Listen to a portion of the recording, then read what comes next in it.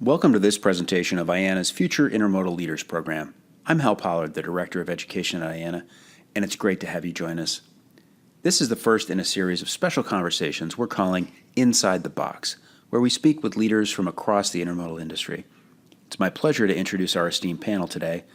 Our moderator, Trevor Ash, Vice President of Intermodal Marketing for CIMC Intermodal Equipment, and two of our Intermodal Board members and Future Leader Program participants, Shelley Austin, President of InTech Freight and Logistics, and Doug Hain, Executive Vice President of Milestone Equipment Holdings. Now, I'm going to turn it over to Trevor so we can jump right in. Trevor? Thank you, Hal. Welcome, everybody, this afternoon. I know it's, as Shelley mentioned earlier, it's a Friday afternoon on March break, so we appreciate the people that were able to join us this afternoon. I do have the esteemed pleasure to interview two industry veterans, such as Doug Hain, the Executive Vice President of Milestone, and Shelley Austin, the President of InTech. Today's focus is going to be about, the Future Leaders Program and the benefits that we can gain from this program as a group within the IANA Association. So I'm just going to start off with some little ease-in questions here, and I'll start with Shelley. Shelley, why don't you tell us a little bit about yourself, how your company operates within the intermodal industry, and how you guys got into the intermodal industry. Sure, absolutely. I'd be happy to. So as mentioned, Shelley Austin, President of InTech Freight and Logistics. We're based in Indianapolis, Indiana. We are the Indianapolis agent office for SunTech TTS. And so primarily what our office, we have a lot of different segments through our office. On the intermodal side of it, we do a lot of door-to-door intermodal. We do some ramp as well and a little bit of carload, but I would say that the majority of what we do, we find, the opportunities on the door-to-door side. We also have a division which is just a straight truckload brokerage division, and one of our fastest growing areas is our freight management TMS side of the world as well. So that's kind of a summary of what we do here in the Indianapolis office. Okay. Doug, if you'd like to give us a little bit about your role and then also how Milestone ties into the intermodal industry for those of us that don't know. All right. Yeah, my name is Doug Hain. I'm the Executive Vice President of Milestone Equipment Holdings, also of Milestone Chassis Company, and I run the intermodal part of the business, which is the container and chassis leasing business. It's the newest portion of our business. The chassis business has only been around for the last couple of years. We operate out of about 35 different locations across the U.S., as well as container depots that we operate as well. So been in the intermodal industry for a lot longer than I'd like to say, but it's been very good to me, and I'm always happy to share those kinds of things with other people in the industry. Thanks, Doug. So our format, I'm going to bounce between Shelley and Doug. If either of you, during a question that's been posed to the other, if you feel that there's a comment you'd like to, please feel free to jump in. So the biggest thing I imagine a lot of people want to know is, when getting into the industry, what's been some of the, learning the industry, gaining that knowledge? So Shelley, I'll start off with you. What did you find as the most challenging part of learning the industry when you first got into the intermodal industry? And how did you go about gaining knowledge? Well, I would say that probably the most challenging part of the industry is, I think that when I first started, I wanted to know where the book was, Intermodal for Dummies, because all the acronyms are just extraordinarily hard to understand when you first get into it. You got the TOFC, the COFC, all these different acronyms and words that weren't traditional in the transportation industry as far as my previous background with truckload and LTL. So I think that was probably the most challenging, and really the way to overcome it was just to align myself with a lot of industry leaders who were very generous in bringing that information, as well as doing a lot of studies, and got integrated within the IANA and the TIA and those types of organizations early in my career, which helped build that knowledge as well. Okay. Doug, was there anything you'd like to add to that? No, I think Shelley hit it on all. I mean, the real key to it was just getting involved. I think other organizations, IANA is a great organization to be a part of, but there's local associations that people should get involved in. And, even today in our businesses, we hire new people. We literally have a book that's got a whole list of acronyms that constantly gets added to just for people to understand what we're talking about around the office. Because if you're new, it can be quite daunting when you start throwing all these things around. One of the other challenges I think is when people are used to a truckload world, we always call intermodal a truck-like product, but it's not a truck actual product. So some of the little things, the weight differences and how the blocking and bracing, those, now they seem just, back of the hand in second nature. But when you're getting into the industry, if you have that previous knowledge, I think that was the most challenging, is to understand those little differences. No, agreed. I mean, myself, when I first joined the industry, I did find it very overwhelming trying to understand just the general lingo that everybody spoke in at the beginning.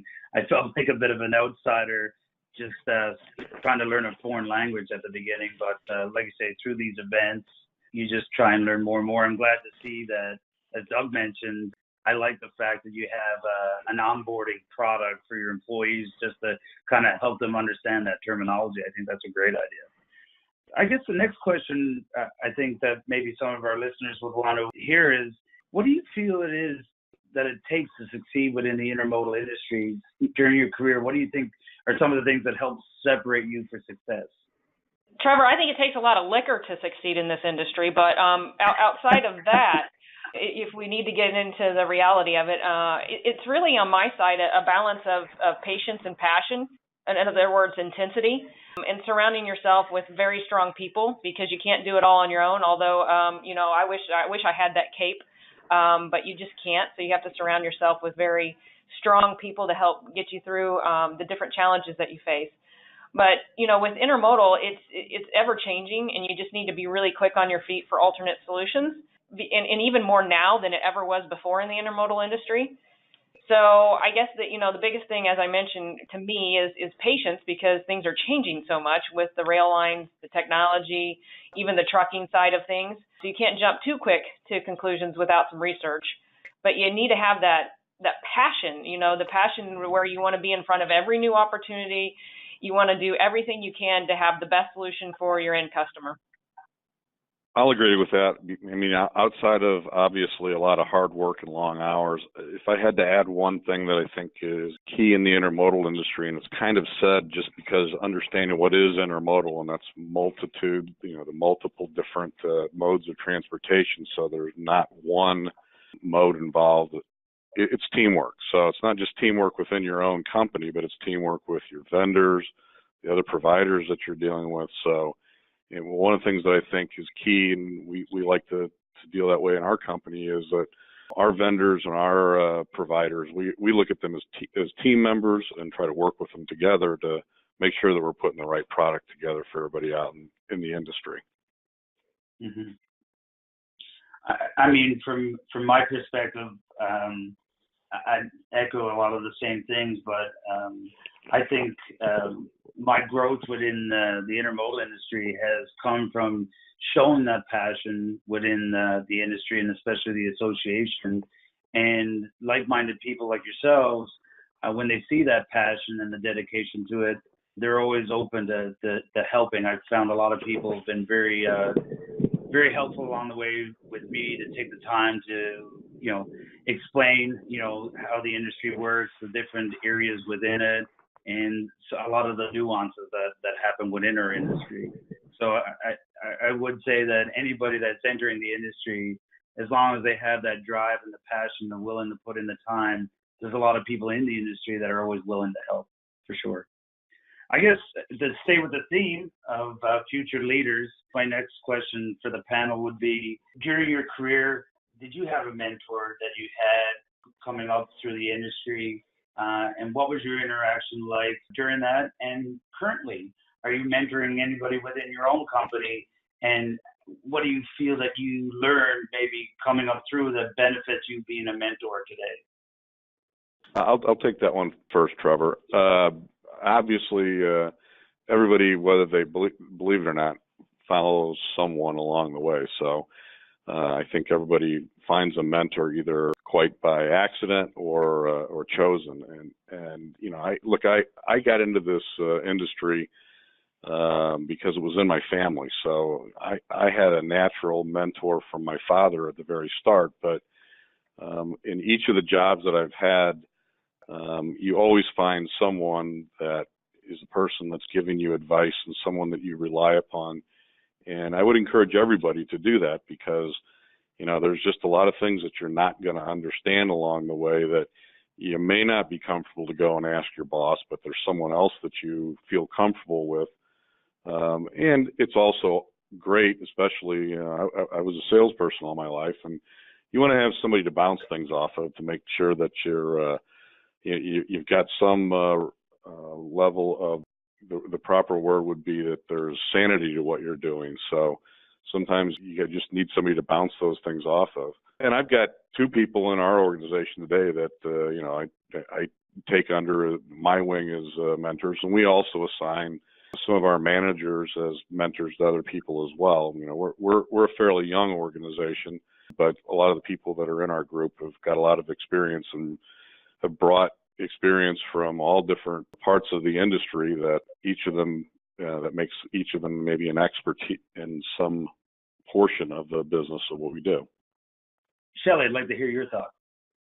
Yeah, absolutely. So, like Doug, I've had many mentors throughout different parts of my career, but when we talk specifically to intermodal, there is one that's particular to the intermodal world, and that's Jeff Brashears. And I would say that anybody that has been involved in the intermodal industry for a while would hopefully know who JB is. Jeff has been instrumental. I've known him for a good long time. As a matter of fact, I met Jeff at my first IANA Expo.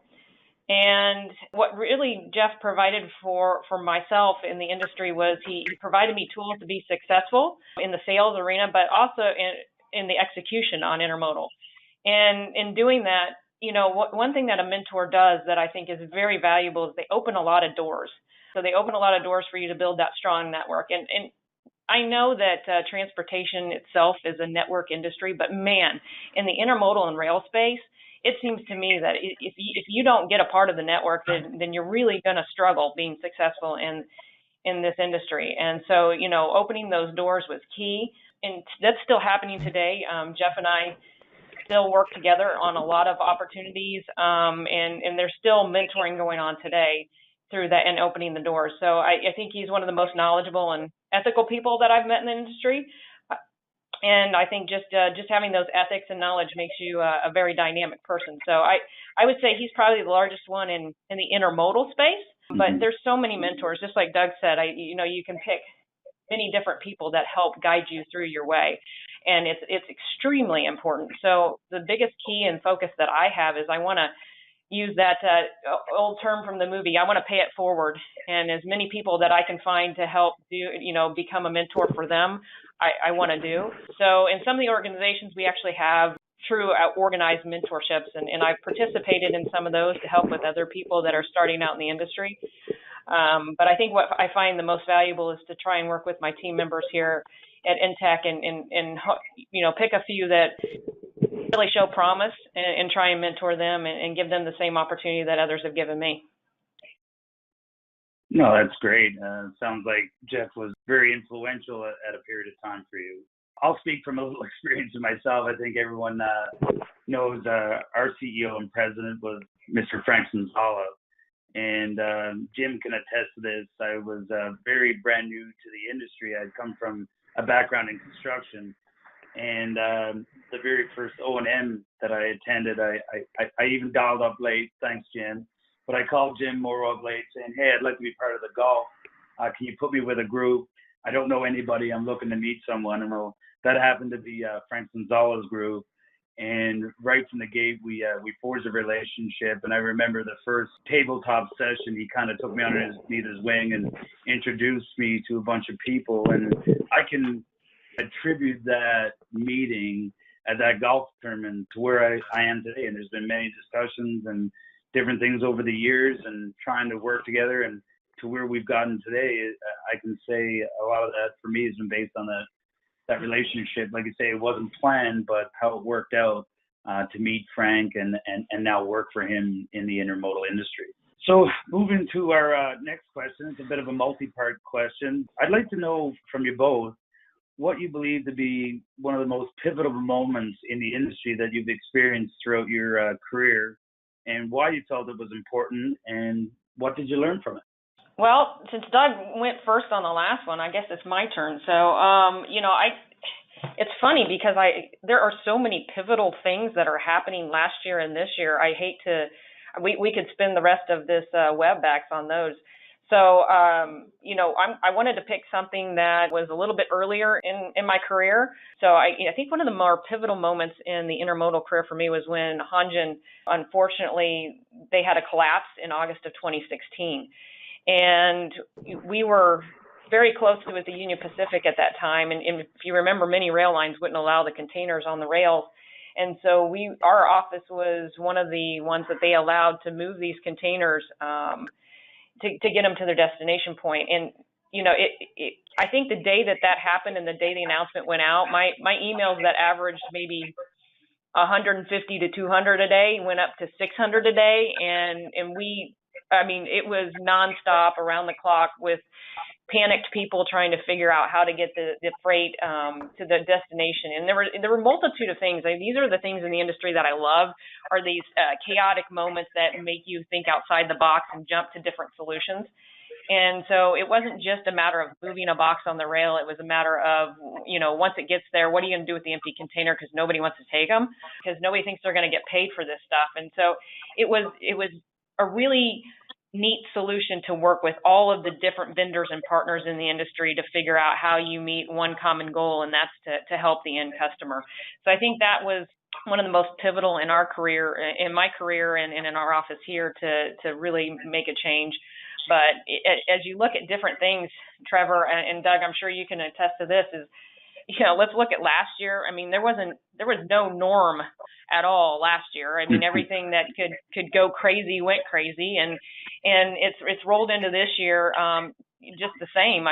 We're sitting here talking on the phone, and I would say if you ask me this next year, I'll tell you the floods of 2019 were pivotal. There's just so many different things that continue to happen back to back to back, and we can't sit and be complacent. We just have to move and shake and find a new solution and continue to move forward. And the intermodal space is so much fun to do that with, because it's not just moving a truck from point A to point B. You got so many parts and pieces, and you can put them all together in different ways for the puzzle to make it work. And I just think that's the most exciting part about it.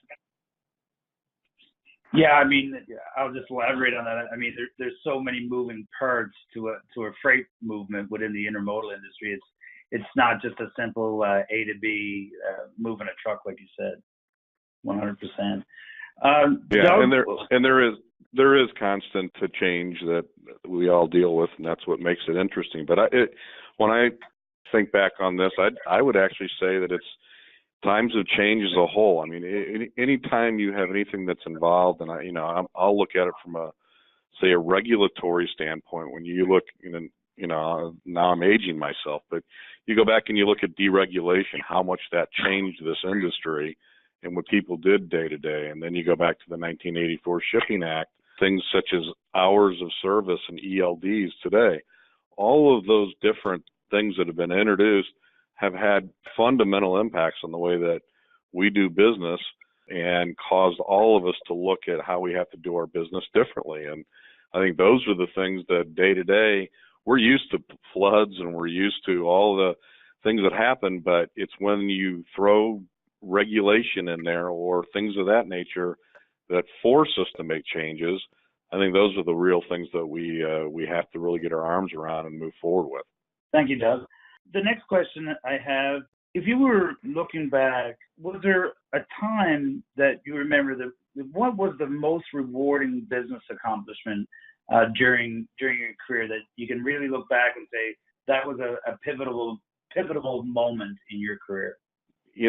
There's plenty of them, but I guess if there's one that probably still has, the most enjoyment for me is years ago when there was a thing called the piggyback trailer in our industry. I managed one of the larger piggyback trailer fleets in the industry, and at the time that the railroads decided they no longer wanted to take piggyback trailers and interchange them freely, I was left with a business to run that had no customers anymore.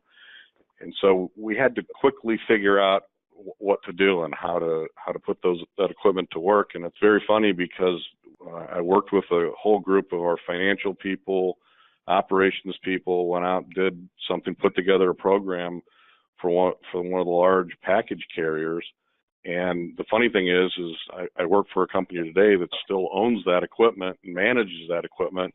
And I did that deal back in, I think, 2008 or 2009. So it's kind of survived and moved, and now it's here. But if we wouldn't have done that, we had an entire fleet of equipment that would have faced impairment and really would have had no use in the industry anymore.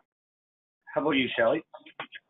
Yeah, Doug, that's really cool. I appreciate you sharing that. That's a neat event that not everybody can share that they've had. So I thought that was really cool. I would say there's a lot of things, but if I have to pinpoint one, it's not specific to the intermodal industry. But Trevor, you asked about career changing and, kind of lending on the mentorship, but more on the career changing is I've had a business partner that I've worked with for many, many years, one of the most financially savvy and smart people I've ever met. And so Rick Lagore and I, we decided to go out on our own. We were with a warehousing company, and we did all the transportation, but we decided that we were getting a little bit stifled in our growth. So we decided to go out on our own, and that was probably the most career-changing moment, is to have that experience. It was nerve-wracking, but a different, kind of a good nerves, and to make that change and be successful. And the amount of opportunities for growth in the intermodal segment and in transportation alone, once we made that change, was insurmountable, and probably we wouldn't have imagined how great it would be if we didn't take that leap. So I would say that's probably one of those oh wow moments, maybe oh no, oh crap moments at first, but it turned into an oh wow moment, and we haven't looked back since. So I think that's probably the one that I would pick for that. Well, thank you both for sharing. Those are some great events that very interesting for the group. My next question is a little bit selfish because I'm really looking to get your feedback so I can hopefully adapt something from it. We've experienced some pretty good growth over the last 3 years at CMC Intermodal. And myself, I've had the benefit of being promoted. And, as a salesperson, as Doug says, I've always been a salesperson. It's always about having those relationships and those one-on-ones that you have. But then as your career advances, it's tough to keep everybody on the radar and still have that one-on-one interaction with as many people as you like. So I guess my question would be, how did you develop and maintain your business contacts as you advance in your career? Trevor, that's a really good question. I think once you get started on the right path, it's not as hard to maintain it throughout the years, because it becomes another, it's almost like a second family. The industry is huge, but it's small.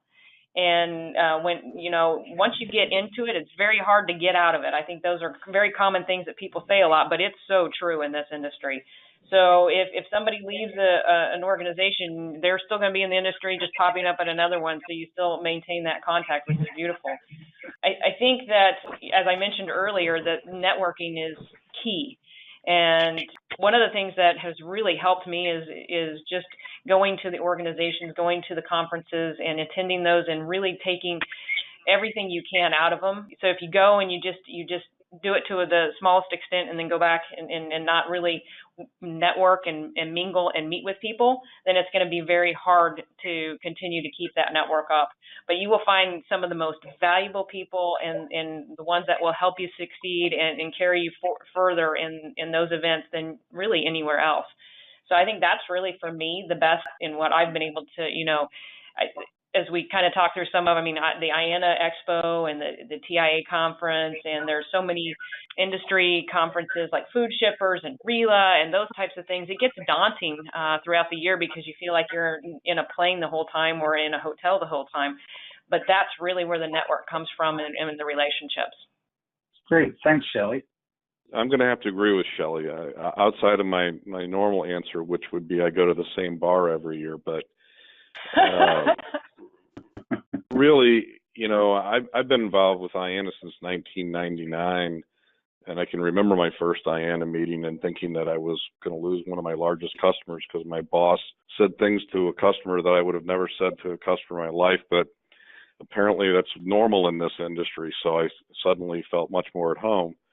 But I've been involved in other industry organizations back to the time that I first moved to Chicago the first time in 1984 and was involved in a group back then called the Piggyback Association that had normal weekly meetings. It was quite a group. And quite honestly, this group exists today, and it's under a different name, but they have an annual holiday party that I've gone to probably almost every year since 1984, with the exception of the years that I lived overseas. And quite honestly, I run into people in that one event that I've known from the very beginning of being in this industry. And the same thing is true at IANA and other organizations, but you find those things that you get involved with that the people in your industry are in, and you stick with those, and that's how you maintain it. It's funny that there's sometimes I go to that event and I haven't seen somebody for a couple of years that I just magically run into them there, and it's, you're talking about the first time you ever saw them there, but it's very true. That's how you maintain those things. My experience, I'd have to echo what you both have said. I can remember, like I said, that first one with Frank and him introducing me to some people, and then showing up at the next event and still feeling that little bit uncomfortable to really get out there and approach them. But like I say, as you constantly see the same people and you're running in the same circles, a lot of those people that maybe I was a little fearful to walk up and talk to have now become close confidants, and I respect the input and the advice that I get from them when I do see them.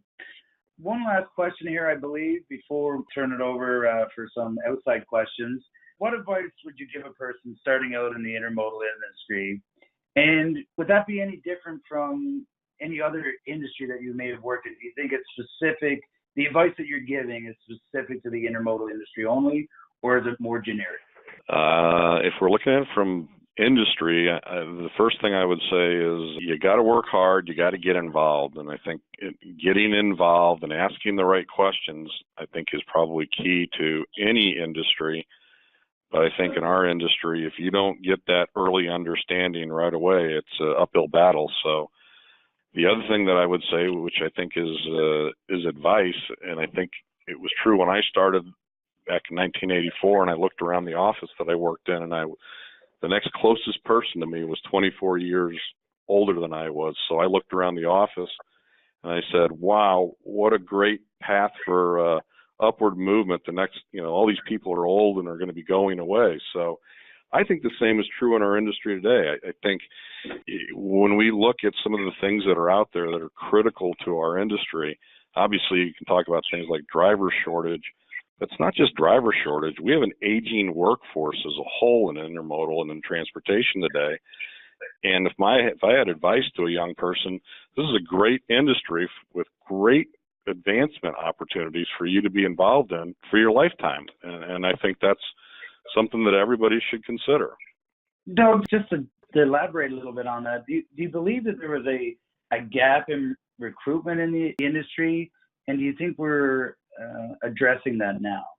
I'm not sure that there was necessarily a gap in the industry. I think the industry's gone through tremendous growth and then some shrinkage when you look at certain parts of the industry that may have caused periods of time that there weren't hiring. But I think drivers shortage is the key thing, and I'm not the expert on this, but you think about it, I don't think that any of us are run home and are trying to tell our children that they should be truck drivers tomorrow. And I think that over time, that's been sort of a approach that was taken. And so now all of a sudden we have a driving age that's getting very, very high. And the industry's faced with how do they go out and change that persona to recruit new people. I will echo many of what the points that Doug made. I would say that some of the advice I would give is just put yourself out there. Don't be shy. You're going to make mistakes, and always ask questions and admit. I don't want to say admit ignorance. I hate the word ignorance, but admit if you don't know something, because there's going to be somebody there that gives you the right answer, and then when you turn around, you're going to be the one sounding like the smartest person in the world. So just value those opportunities and continue to learn. But if you look at, let's just speak intermodal specifically, it was almost unheard of when I got into the industry. So you didn't know much about intermodal. There wasn't many people talking about intermodal. So I think that's why there weren't many people in it.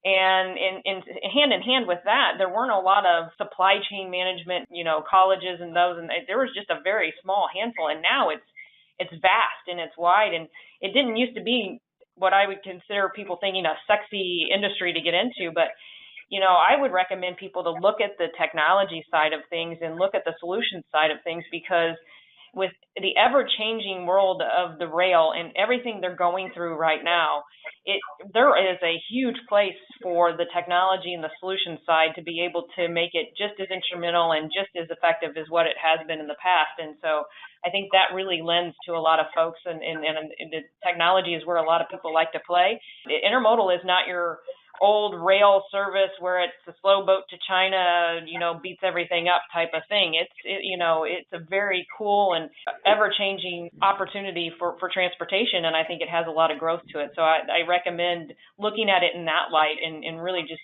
going after it. And like Doug said, build your network and get to know people, and don't be shy about it. You got to really just get out there.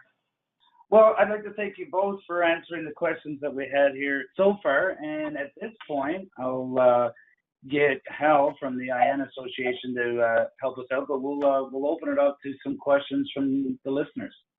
That was fantastic. Great info. So a couple off the bat here. First question, these I think are all for everyone. How did you all get involved with IANA in the first place? For myself, I was working for a manufacturer of container stacking cranes and was covering Canada, selling to the railroads and ports the container stacking cranes. And it was brought to my attention for an association to be involved with. IANA was the main one where I could speak with executives and people involved in the industry, from the railroads, from the ports, suppliers, and so on and so forth. So for me, that was the main reason that I initially got involved with the association. So I'll jump in after Trevor. I kind of mentioned it before, as I started attending IANA early on, and I really enjoyed the expo a lot. And so I, at the time, was involved with a lot of different organizations.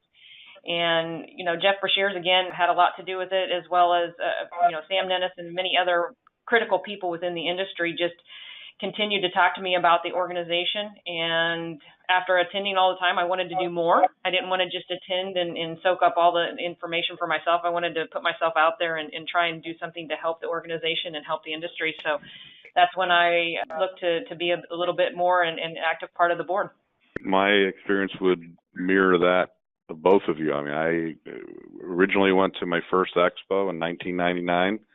I'd heard a lot about it before that, but once I got involved in it and got involved in some of the meetings and some of the different committees and things along the way, got involved with a lot of the past leadership of the organization, was somewhat motivating to try to get involved deeper. And certainly it's what led me to become part of the board today. And I walked in a year ago to my first board meeting, and Shelley will tell you, I looked around the table and I had to ask a few questions, because you just don't. You may think you know everything, but you don't. You got to ask questions all the time. And, this is a great forum and a great group to be able to do that with. Well, thank you, guys. Here's a question. Have you faced obstacles with internally implementing new technology? And if so, how have you navigated them?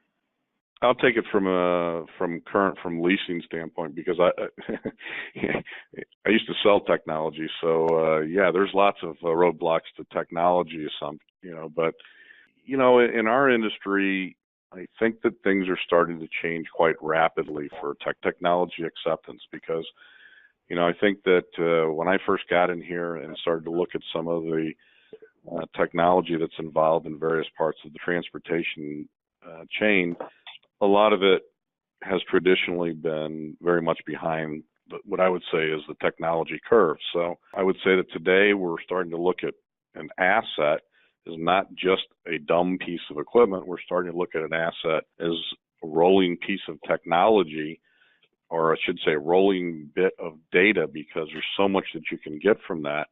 And that starts to change the way that you look at an asset. And so I think that we look at logistics, and as we continue to grow, people start to understand that that data is important. It's not just where is that asset right now, but what are the other things that I can learn from where it's been, where it's going, project that, when I can use technology to tell me that certain parts need to be replaced on that piece of equipment rather than just time-based maintenance. Those are things that become very important to us in managing our fleet. So I think the technology usage will continue to improve and grow. Yeah, Doug, you really nailed it on the head there. I mean, we, as I mentioned earlier, we have a technology side of our business, and that comes by nature of just really living through the critical pieces that we found of needing a strong technology package and in the industry. And we all talk about capacity. It's kind of the buzzword. And I don't know how anybody can find quick capacity and execute in the world today without having that strong technology to be as a backbone. The customers are looking for it, and so there's a lot of different things there. But to kind of jump back to the actual question, as far as implementation and struggles and how you work through that, we've had many of those instances, and I would say 9 times out of 10, it's with a large customer who has a lot of expectations, and they don't truly understand that it's almost like you're only as good as your last shipment, or the first shipment's going to go bad. Well, the implementation it's not going to be roses, and so I think that's we've experienced that a lot. But as long as you take it in stride, and inevitably what happens is, once the fear of change and differences kind of whittle away and people get used to the change and what was implemented in the technology, it's almost always a better world on the other side, and people start to enjoy the efficiencies of it. Yeah, you bring up one thing that's important though too, Shelley, and that is when you go out and you're buying technology, it's important to look at the partner that you're buying from. People that are new and that are still in beta stages and testing, those are great people to test with, but when you're putting your money down, you need to make sure you're buying a fully commercialized product that's been tested and it's more than vaporware, because that's where I think some people have been shy. They hear stories of people that have invested in technology, or they themselves have done it and have had problems with it because it wasn't a truly commercialized product that was ready for the market. Very good point.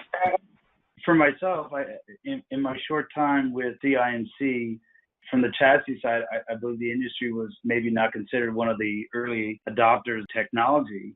But I think over the last 2 to 3 years, and this echoes something that Doug mentioned earlier, that I believe, and Shelley both, is that I believe the industry has recognized, I'll speak solely to the chassis side, but I believe that there was a point where chassis were considered a necessity evil, where I believe today they're considered a revenue generating asset.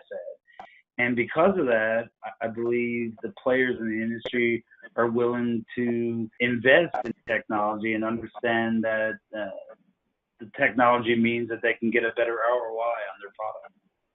Really good feedback there on technology, and I would echo it that from the Central IANA perspective, we field a lot of questions about technology, and we're putting a lot of programming together around technology, both in terms of educational programming and committee-directed efforts. So I think, everything's kind of moving right in kind of lockstep with what you guys are saying in terms of technology.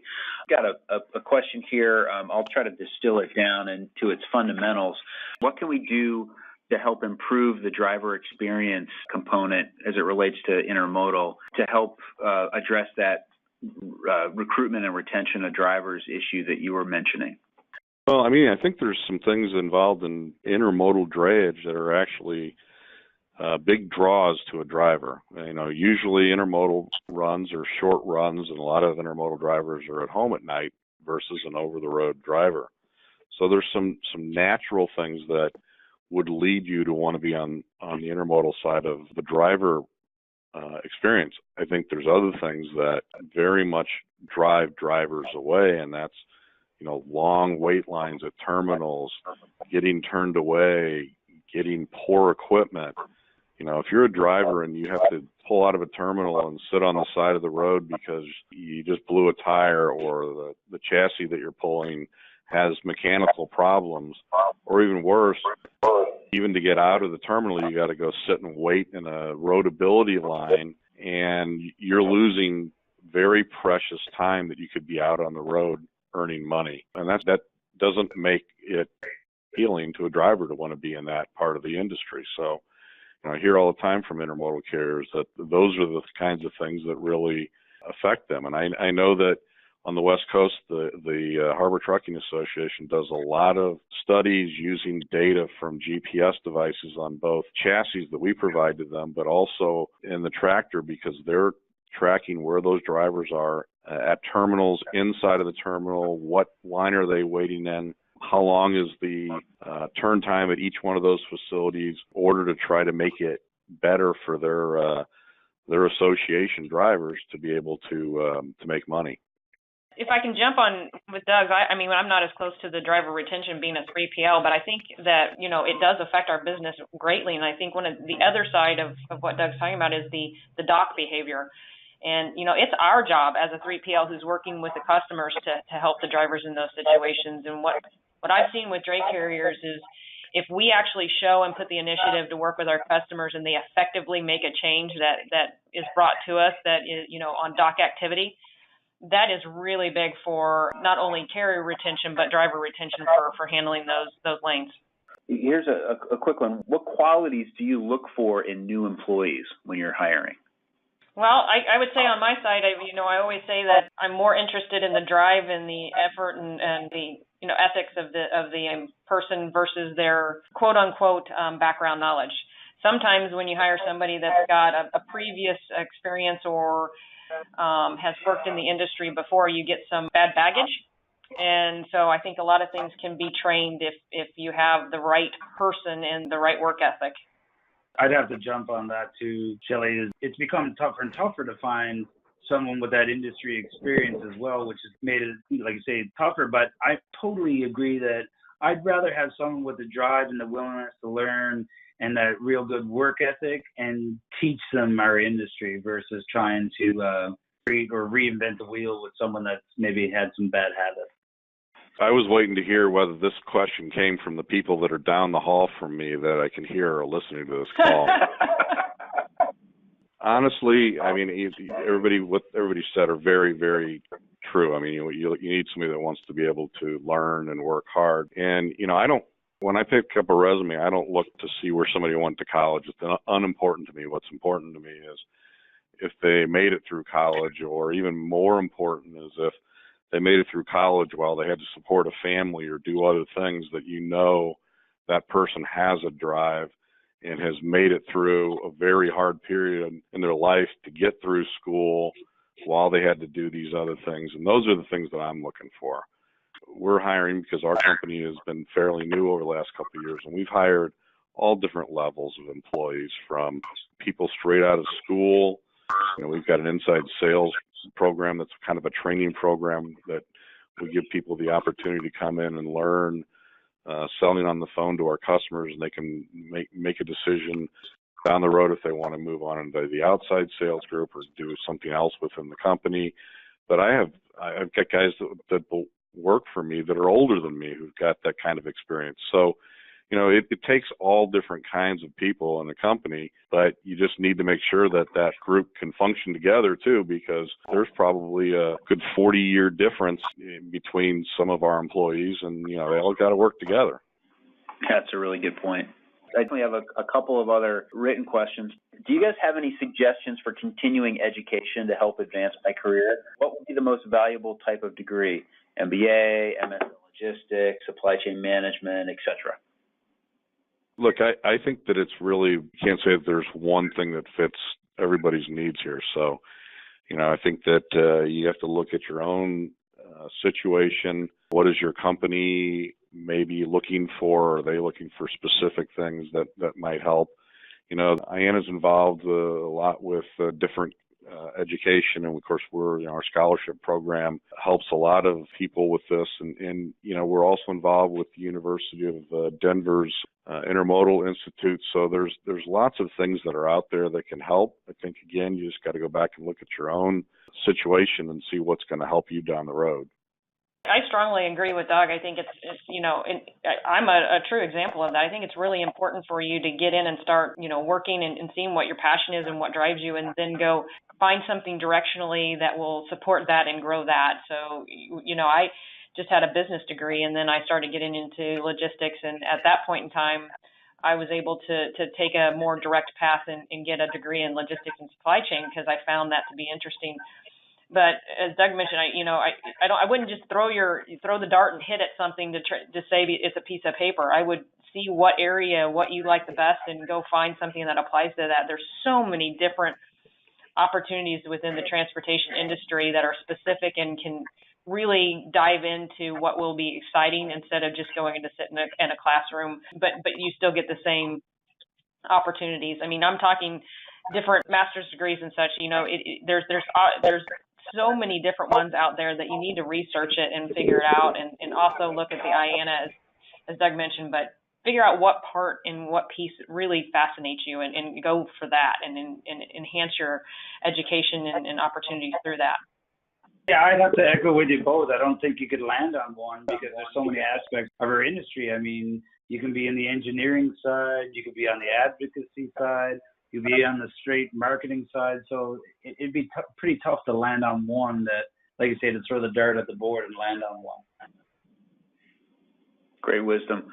I would just kind of pile on there and say that, and Doug mentioned it, IANA has had a scholarship program for the last several years, and I think to date the organization's given over $2.5 million in scholarship money to schools. So I would definitely say for anybody interested, take a look at the IANA website, and there's a listing of all of our scholarship schools on there that can give you some more information about some interesting programs that, to Shelley's point, like kind of help you dial into what really turns you on. Unfortunately, that's all the time we have for today. I'd like to thank Trevor for leading a great conversation, and Shelley and Doug for sharing some great insights and leading by example. For more information about the Future Intermodal Leaders Program, please visit the membership page at intermodal.org. Thanks for joining us at IANA, the connecting force behind intermodal freight.